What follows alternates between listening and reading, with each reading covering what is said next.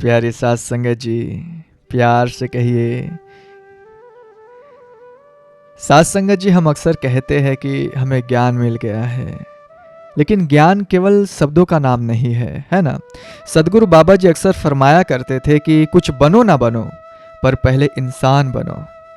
आज हम इसी बात की गहराई में उतरेंगे कि आखिर ज्ञान लेने के बाद हमारे जीवन में वह बदलाव क्यों नहीं आता जिसकी उम्मीद सदगुरु हमसे करते हैं। सत्संगत, विचार कीजिए, एक हीरा अगर किसी अनजान व्यक्ति के हाथ लग जाता है तो वह उसे कांच का टुकड़ा समझकर बच्चों को खेलने के लिए दे देता है, लेकिन वही हीरा जब जौहरी के हाथ आता है तो वह उसे तिजोरी में रख देता है। यह मनुष्य जन्म वह हीरा है और सद्गुरु वह जौहरी है जिन्होंने इसकी कीमत बताई। लेकिन विडंबना देखिए, आज इंसान इस हीरे को कंकड़ पत्थरों के भाव लुटा रहा है। अभी थोड़े दिन पहले एक जिज्ञासु महात्मा ने जिक्र किया था कि कैसे दुनिया उन्हें भ्रमित करने की कोशिश कर रही है। उनका मित्र उनसे कहता है कि अरे, आज के दौर में तो पैसा ही सब कुछ है। थोड़ी बहुत अनैतिकता, परिस्त्री गमन या फिर नशा तो स्टेटस सिंबल है, इसे पाप क्यों मानते हो? आजकल यह सब चलता है, नॉर्मल सी बात है। साथ संगत जी, यहाँ हमें विवेक की कसौटी इस्तेमाल करनी होगी। शास्त्रों में एक बहुत गहरा तर्क आता है। गोस्वामी तुलसीदास जी ने रामचरितमानस में लिखा है, काम क्रोध मद लोभ सब नाथ नरक के पंथ। अर्थात साथ संगत, काम, क्रोध, अहंकार और लोभ यह नरक के रास्ते हैं। अब यह नरक का अर्थ मरने के बाद का कोई स्थान नहीं है। संतों ने समझाया है कि जब आपका जीवन जीते जी बेचैनी, डर और अविश्वास से भर जाए, वही नरक है। लोग कहते हैं कि पैसा सब कुछ है। साथ संगत जी, एक बार सोचिए, पैसे से आप बिस्तर खरीद सकते हैं पर नींद नहीं। पैसे से दवा खरीद सकते हैं पर स्वास्थ्य नहीं। पैसे से मकान खड़ा हो सकता है पर उसे घर बनाने के लिए प्रेम और चरित्र चाहिए। इतिहास गवाह है साथ संगत, रावण के पास क्या कमी थी? सोने की लंका थी, यानी कि अपार धन था। ज्ञान इतना कि शिव तांडव स्रोत रच दिया। बल इतना कि काल को भी पाय से बांध रखा था। लेकिन साथ संगत जी, कमी कहाँ रह गई? केवल एक चरित्र की। एक परिस्त्री पर डाली गई गंदी नजर ने उसके सोने की लंका को राख के ढेर में बदल दिया। यदि धन और बाहुबल सुख के कारण होते तो दुर्योधन दुनिया का सबसे सुखी इंसान होता, लेकिन अंत क्या हुआ? विनाश।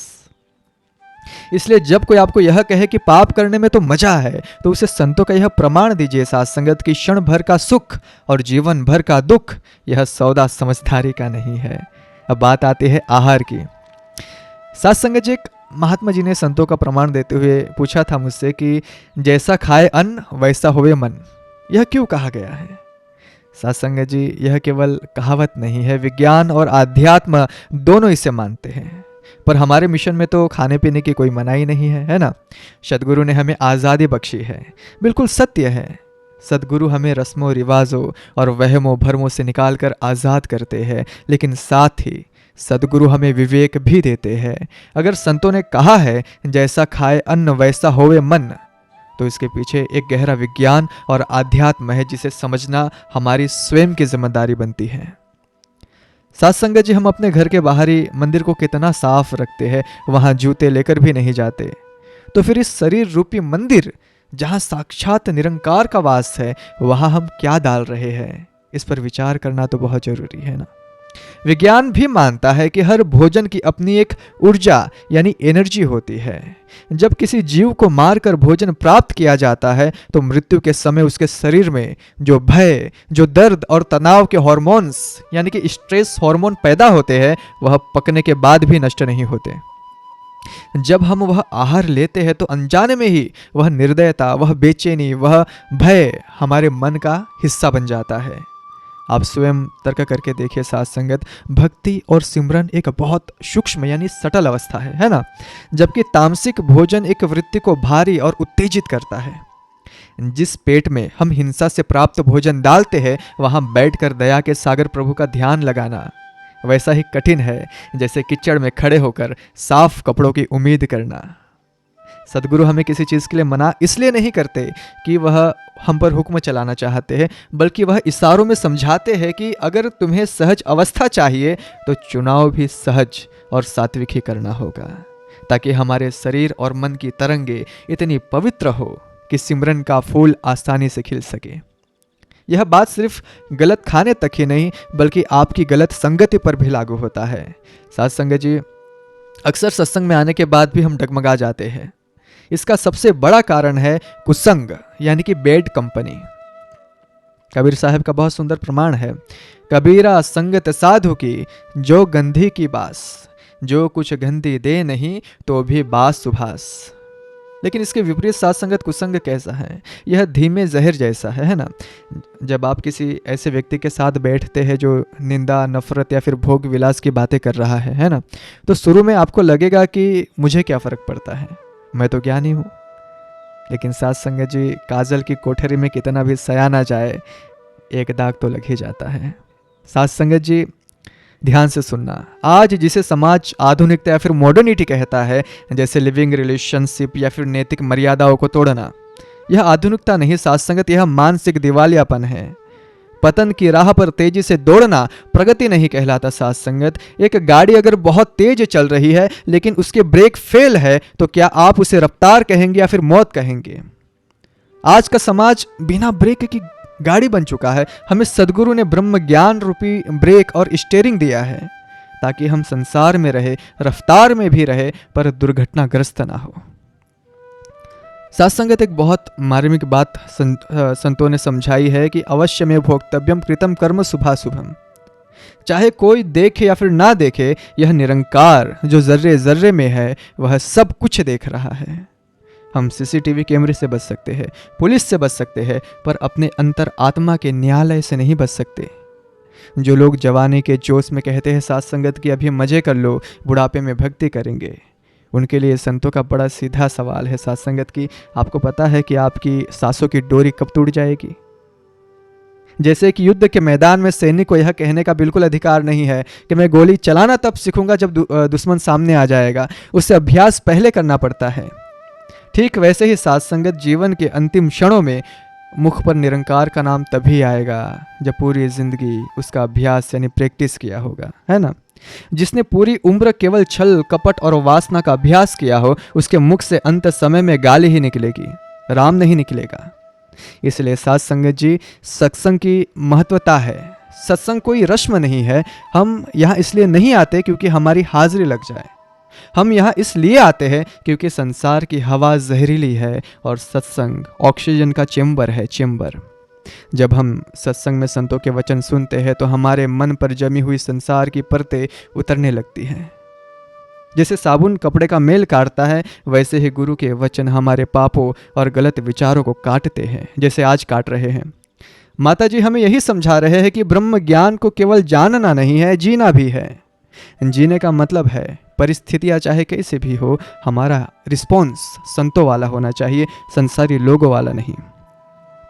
साथ संगत जी, हमने यह तो जान लिया कि हमें क्या नहीं करना है, हमें कुसंग और अनैतिक आचरण से बचना है। लेकिन अब मन में यह सवाल पैदा होता है कि इस भाग दौड़ भरी दुनिया में जहाँ नौकरी की टेंशन है, परिवार की जिम्मेदारियां है, वहाँ भक्ति को कैसे फिट करें। अक्सर हम सुनते हैं कि लोग कहते हैं कि महाराज दुकान से फुर्सत नहीं मिलती, ऑफिस में बॉस का बहुत दबाव रहता है, घर में झगड़ा और तनाव बहुत रहता है, सिमरन के लिए समय कहाँ से लाए। साथ संगत जी, यहीं पर हमसे चूक हो जाती है। भक्ति कोई एक्स्ट्रा एक्टिविटी नहीं है जिसके लिए अलग से समय निकालना पड़े। शास्त्रों में राजा जनक का उदाहरण आता है, उसको देखिए, वह विदेह कहे जाते थे। एक बार एक जिज्ञासु उनके पास गया और सोचने लगा कि यह कैसा ज्ञानी राजा है, यह तो मखमली गद्दों पर बैठा है, राज काज चला रहा है, यह मुझे क्या ज्ञान देगा। राजा जनक ने उसके मन की बात जान ली। उन्होंने उस जिज्ञासु के हाथ में दूध से लबालब भरा हुआ कटोरा दिया और 2 सैनिक उसके पीछे लगवा दिए। शर्त यह थी कि उसे पूरे नगर की परिक्रमा करनी है, लेकिन अगर दूध की एक बूंद भी गिरी साथ संगत तो सैनिक उसी क्षण उसका सर धड़ से अलग कर देंगे। वह व्यक्ति गया, पूरा मेला देखा, नाच गाना देखा, बाजार देखे और वापस आ गया। राजा जनक ने पूछ लिया, बताओ नगर में क्या क्या देखा तुमने। उसने हाथ जोड़कर, राजा, मेरा पूरा ध्यान तो इस कटोरे पर था, मुझे डर था कि एक बूंद गिरी तो गर्दन जाएगी। मैंने नगर देखा तो सही, पर मेरा ध्यान वहां नहीं था। राजा जनक ने मुस्कुराते हुए कहा, बस यही गृहस्थ में संन्यास है। मैं राजकाट सब करता हूँ, पर मेरा ध्यान इस निरंकार की ज्ञान रूपी कटोरे पर टिका रहता है, ताकि कहीं मेरा ईमान ना डगमगा जाए। साथ संगत जी, बात देखिए, जब आप गाड़ी चलाते हैं तो आप गियर बदलते हैं, ब्रेक लगाते हैं, बातें भी करते हैं, लेकिन आपके दिमाग के किसी कोने में यह फिक्स होता है कि मुझे घर जाना है। क्या आप बार बार रटते हैं कि मैं ड्राइवर हूँ, मैं ड्राइवर हूँ? नहीं ना, वह आपके अवचेतन मन में बस गया है। ठीक वैसे ही साथ संगत, आप ऑफिस में फाइलें चेक कीजिए, दुकान पर सौदा कीजिए, पर मन के एक कोने में यह स्मृति बनी रहे कि मैं एक आत्मा हूँ और यह निरंकार मेरे अंग संग है। बस इसी अवस्था को सहज समाधि कहा गया है। साथ संगत जी, दुखों का मुख्य कारण काम नहीं है, दुखों का कारण है कर्ता भाव और स्वामित्व। हम सोचते हैं साथ संगत कि यह घर मेरा है, यह औलाद मेरी है, मैंने इसे बनाया है ना। यह मैं हमें डुबो देती है। एक बैंक का कैशियर साथ संगत, वह रोज करोड़ों रुपये गिनता है। अगर किसी दिन बैंक में 10 करोड़ आ जाए तो वह नाचता नहीं है, और अगर किसी दिन बैंक खाली हो जाए तो वह रोता नहीं है। क्यों? क्योंकि उसे पता है कि यह पैसा मेरा नहीं है, मैं तो बस एक ट्रस्टी हूँ, एक संभालने वाला हूँ। जिस दिन शाम को हिसाब मिलेगा मैं अपने घर चला जाऊंगा। साथ संगत जी, सतगुरु भी हमें यही दृष्टि देते हैं। यह परिवार, यह शरीर, यह संपत्ति सब निरंकार की अमानत है। आप इसके ट्रस्टी बनकर सेवा कीजिए।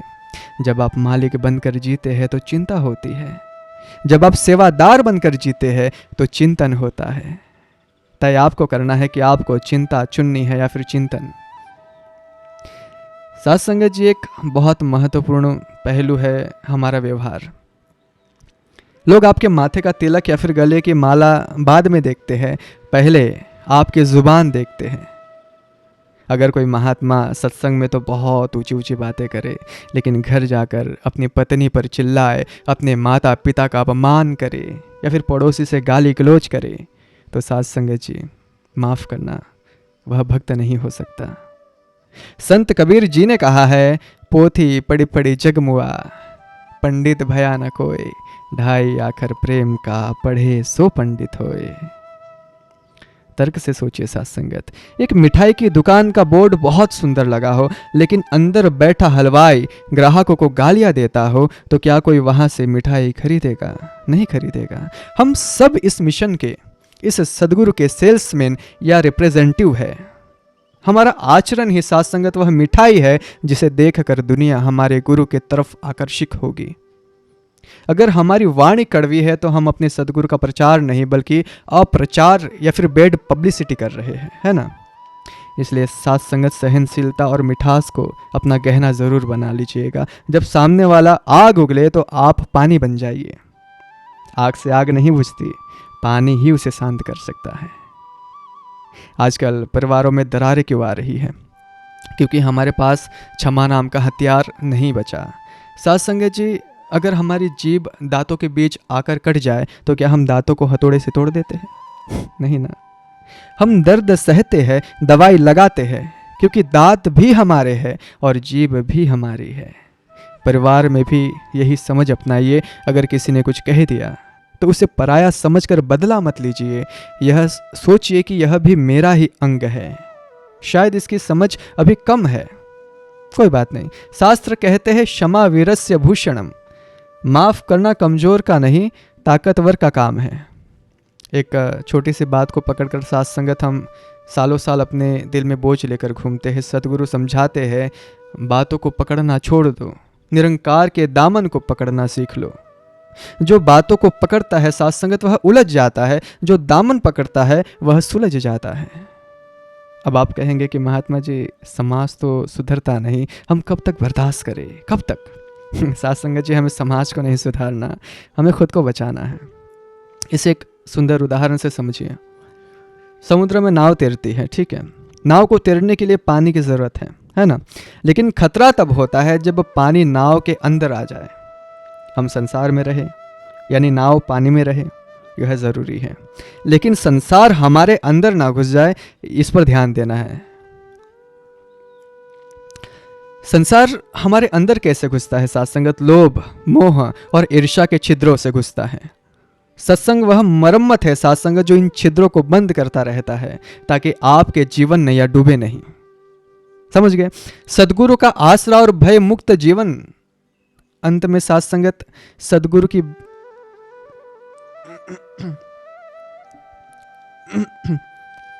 संग वह मरम्मत है जो इन छिद्रों को बंद करता रहता है ताकि आपके जीवन नैया डूबे नहीं। समझ गए? सदगुरु साथ संगत हमें यह अवसर दे रहा है। अंत में साथ संगत जी सबसे बड़ी बात है विश्वास। आज इंसान डर में जी रहा है, कल क्या होगा, नौकरी रहेगी या नहीं, बीमारी तो नहीं आ जाएगी, दुनिया भर का। एक छोटा बच्चा साथ संगत जब अपने पिता की उंगली पकड़कर मेले में चलता है तो वह यह चिंता नहीं करता कि मुझे खाना मिलेगा या फिर नहीं, या फिर भीड़ में मैं खो तो नहीं जाऊंगा। वह बेफिक्र होकर मेले का आनंद लेता है। क्यों? क्योंकि उसे अपने पिता के ताकत पर भरोसा है। हमारा पिता यह रविकुल मालिक, यह अम्मी वराह यानी ओमनीपोटेंट निरंकार है। जब हमने इसकी उंगली पकड़ ली है, ब्रह्म ज्ञान ले लिया है, तो फिर चिंता कैसी? सदगुरु बाबा जी अक्सर फरमाया करते थे, ईश्वर पर विश्वास का मतलब यह नहीं कि जो तुम चाहोगे वह होगा, बल्कि विश्वास का मतलब यह है कि जो भी होगा वह तुम्हारे लिए अच्छा ही होगा। तो आओ साथ संगत जी, आज हम यहाँ से एक संकल्प लेकर जाए। एक हम अपने दिनचर्या को सेवा बनाएंगे, घर का काम हो या फिर ऑफिस का, उसे प्रभु की पूजा समझकर ईमानदारी से करेंगे। दूसरा, अपनी वाणी में इतनी मिठास घोलेंगे कि जो हमसे मिले उसकी थकान दूर हो जाए। तीसरा है, रोज कुछ समय निकालकर एकांत में बैठकर इस निरंकार का शुक्राना करेंगे, शिकायतें नहीं करेंगे, केवल शुक्राना करेंगे। जब हम ऐसा जीवन जिएंगे साथ संगत, तो हम चलते फिरते तीर्थ यात्रा बन जाएंगे। लोग हमें देख कर कहेंगे कि अगर इसका शिष्य इतना शांत और प्यारा है तो इसका गुरु कितना महान होगा। सदगुरु माता जी के चरणों में यही अरदास है कि यह ज्ञान हमारे कानों तक ना रहे, बल्कि हमारे कर्मों में उतर जाए और हमारा जीवन एक खुली किताब बन जाए जिसे पढ़कर दुनिया को रोशनी मिले। इन्हीं वचनों के साथ दातार आप सभी के सुखद और भक्तिमय जीवन की कामना करता है। भूल चूक माफ़ करना।